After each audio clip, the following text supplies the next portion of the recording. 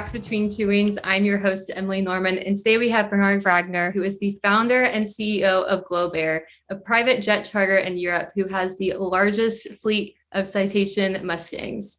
Bernhard, thank you so much for coming on the show today. Thank you for having me. Thank you, Emily. It's a big pleasure being with you. And by the way, I like your background picture very much.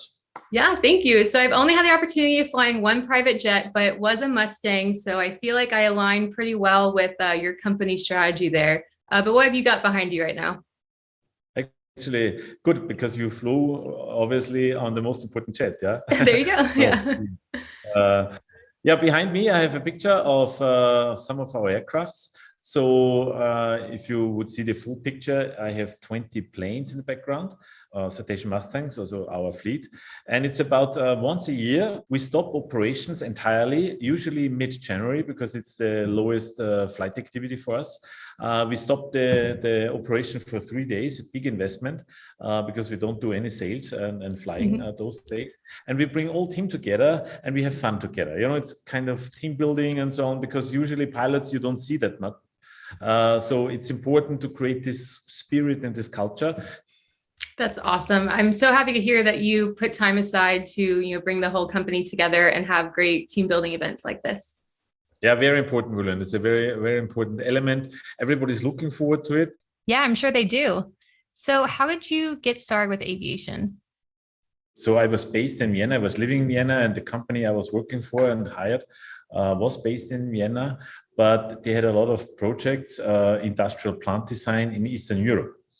And I had to travel a lot to Eastern Europe by car, mainly because commercial airlines were not so well connected from Vienna to Eastern Europe, and the train was also not working quite well. So I was sitting hours and hours in my car.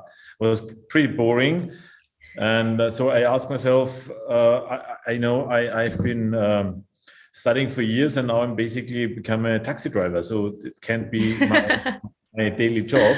Yeah. And I was looking for alternatives, and I had the romantic idea to do my PPL and renting a small plane from the air club in Vienna, and then I fly back and forth. So this was basically my first touch points to let's say, general aviation. Mm-hmm. And so you got your private and you started to use that as your form of transportation, but how did that go when you were trying to, make your appointments and, really make this new transportation work for you? The winter season started, the bad season and the foggy season. And I had to cancel a lot of my appointments because I couldn't commit to those appointments simply because I couldn't fly. It was, it was not VFR conditions, so I needed an IFR license, and I was pretty disappointed that I had to. It was embarrassing actually, because I had to cancel a lot of meetings short notice, simply because the fact in the morning you wake up, you look out, it's foggy, I can't fly. So, and I asked actually my flight instructor, what do I need to do that I can actually fly at any given time? And his answer was pretty straightforward. He said, well, you need a multi-engine, an IR license, and you need then a proper plane. Yeah, a lot of things. This was then basically on my bucket list. I need those things, yeah. Yeah. And so how did you knock out all of those, ratings? It seems like a lot, but you had the motivation and the goal set. Yeah, so I was absolutely motivated to get that.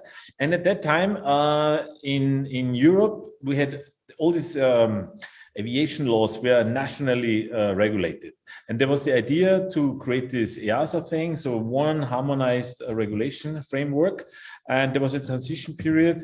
Back then, it was managed by the GAA, so the Joint Aviation Authorities, which basically they tried to find the gaps between the national laws and build a path forward that we, at the end of this path, we have a one harmonized regulation. And because of this, here in Austria, where I was based, the CAA, so the National Civil Aviation Authority, offered a one-time package where you could sign on, and then you could do your instrument rating, your ATPL, your multi-engine, your flight instructor, and your aerobatics in one big thing. So when the course started, actually was in fall 2000. And it was huge. I completely underestimated how much wood. And then all these flight lessons, you fly instrument lessons, you fly aerobatic lessons, and you do multi-engines. It was really demanding, I would say. But I was motivated. Of course, you had some fallbacks and some let's say, events and lessons which were quite demotivating. But I said, okay, I started it, I have to finish it. And we were a class of 16. So 16 other students signed up for this, and was pretty steep, really pretty steep. Back then, we don't had so many online courses. It was mainly classroom.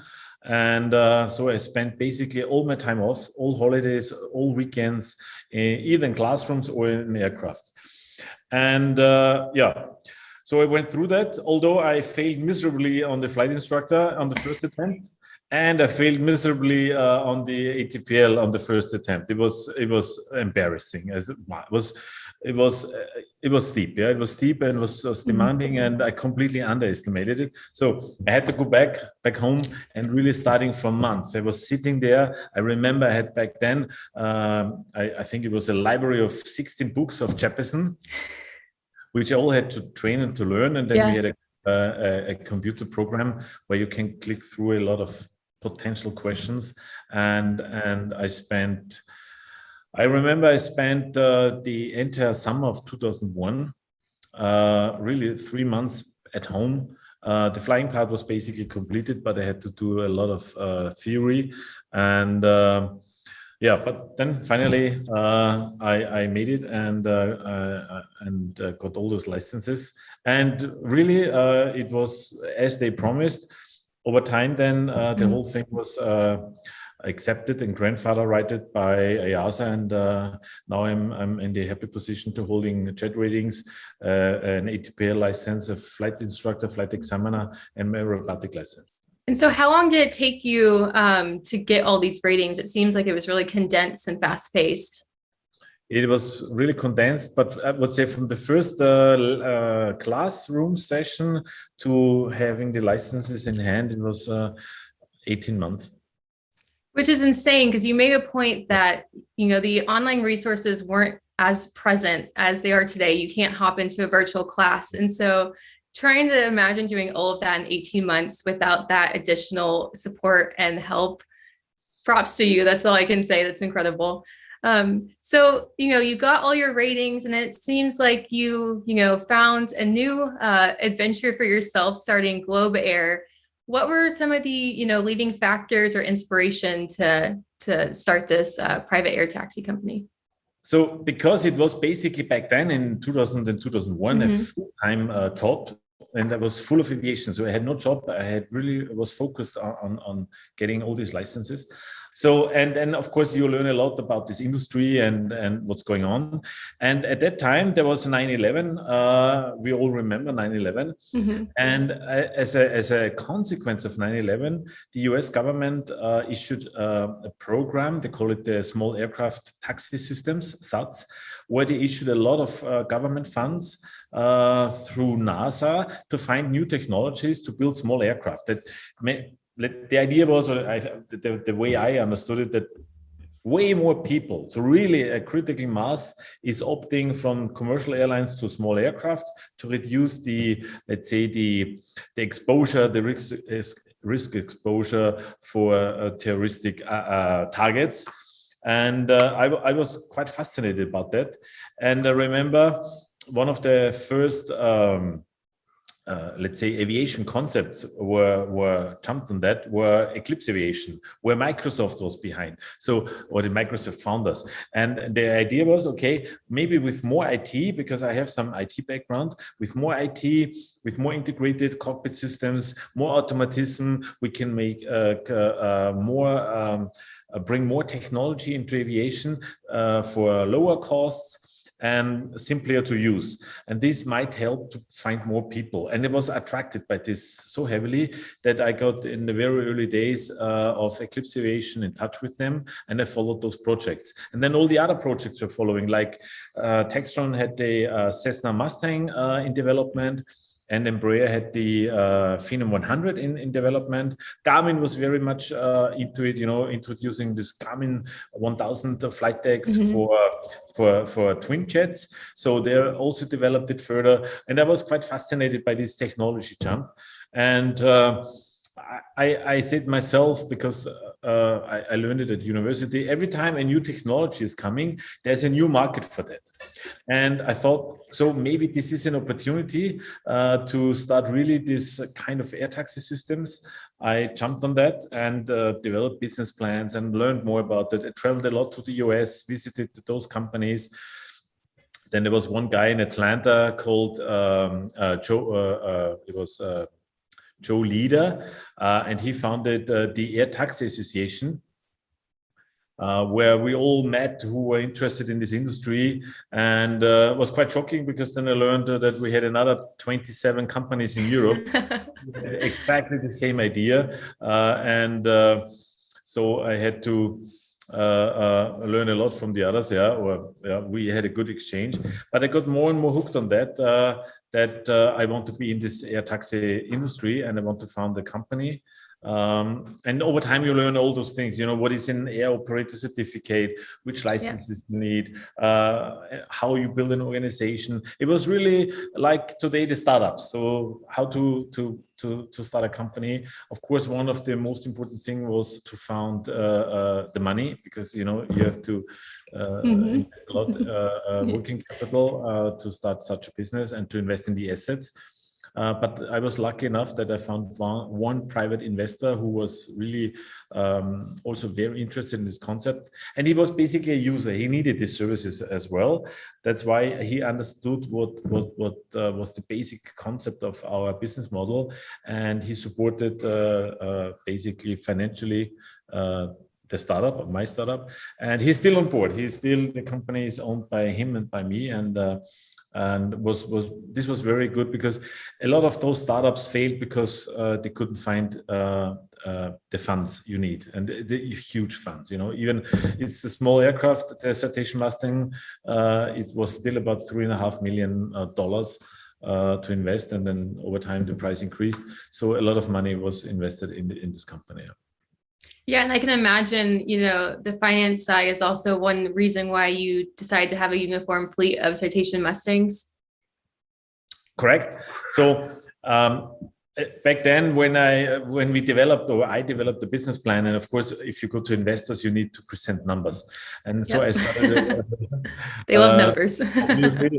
So I started a lot of data, available data, and one of the sources I used was publicly listed airlines, because they have to publish their financials every year. So I got all those annual reports and studied them. And then I had one very interesting business case.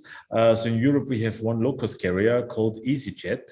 Was also found by one guy, a Greek guy, who had this idea of making aviation or flying commercial more accessible to more people, and founded basically one of the first, or the first low-cost carrier in Europe.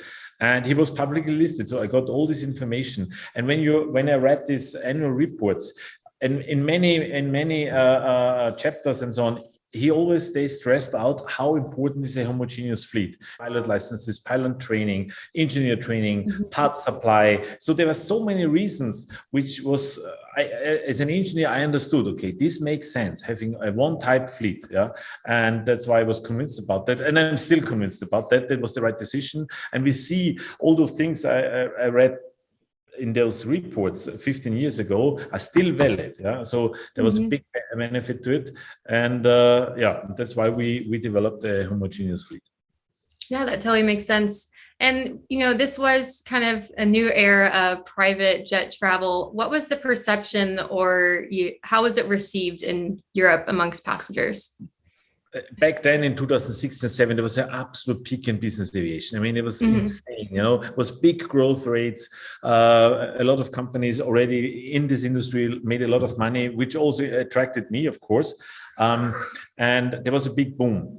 And telling the story of these very light jets and bringing the price point down to customers, there was so no need to have their own assets, was really well received and highly awaited.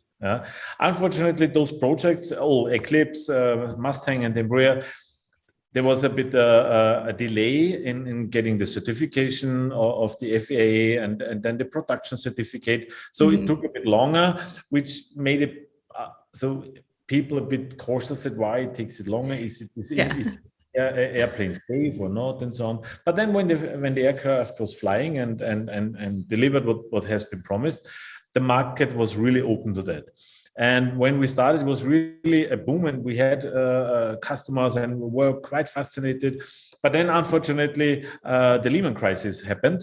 We all know about that, which hit Europe then coming from the US in late 2008. And this was a big recession. I mean, for the entire economy globally, but for aviation particularly. And I know I was quite desperate when it was 2009. There was no business out there. It was a mess.